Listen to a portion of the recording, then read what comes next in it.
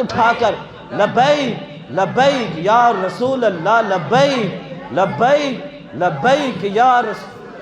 اب میں ذرا بات جو کرنے لگا ہوں وہ توجہ کے لیے ضروری ہے۔ امام اہل سنت جب دوسری بار مدینہ پاک حاضری کے لیے گئے تو دل نے چاہا کہ مصطفیٰ کا دیدار آ جائے،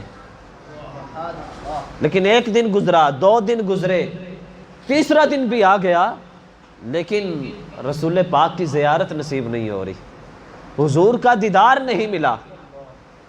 تو بیٹھے بیٹھے خیال آیا کہ احمد رضا، تیری آنکھیں اور تیری ہستی، تو بات مصطفیٰ کے دیدار کی کرتا ہے۔ کہا وہ سوئے لال آزار پھرتے ہیں، تیرے دن اے بہار پھرتے ہیں، کوئی کیوں پوچھے تیری بات رضا۔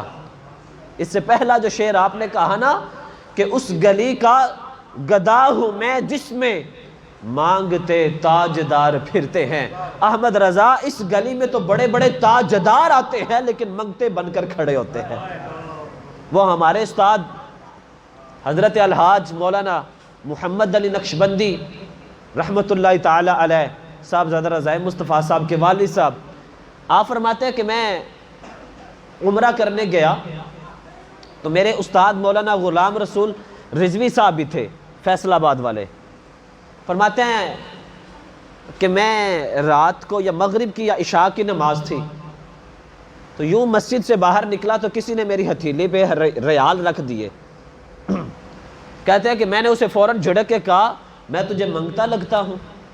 یہ بات توجہ سے سنیے گا، استادوں نے کہا اسے کہ میں تجھے منگتا لگتا ہوں، میں تو دینے والا ہوں۔ تو اس عربی نے پیسے جیب میں ڈالے گھر چلا گیا۔ فرماتے ہیں میں رات کو استادوں کی بارگاہ میں حاضر ہوا تو ایسے استادوں کو بات سنا دی کہ آپ نے ہمیں عزت نفس اور خودداری ایسی سکھائی ہے کہ میں نے یہاں بھی کسی سے پیسے نہیں لیے۔ تو فرماتے ہیں جب میں نے استادوں کو بات سنائی تو بات سنا کر استادوں کی طرف دیکھا کہ استاد شاباش دے کے، لیکن کیا دیکھتا ہوں ان کی آنکھوں سے آنسو برس رہے ہیں، ہائے ہائے ہائے، آنسو برس رہے ہیں۔ میں نے عرض کی استاد جی کی بات غلط ہوگی؟ کہا غلط، تو مصطفیٰ کے در پہ آ کے کہتا ہے کہ تم منگتا نہیں ہے دینے والا ہے، یہاں تو تاجدار منگتے بن جاتے ہیں۔ فرماتے ہیں میرے بھی دل پہ چوٹ لگی۔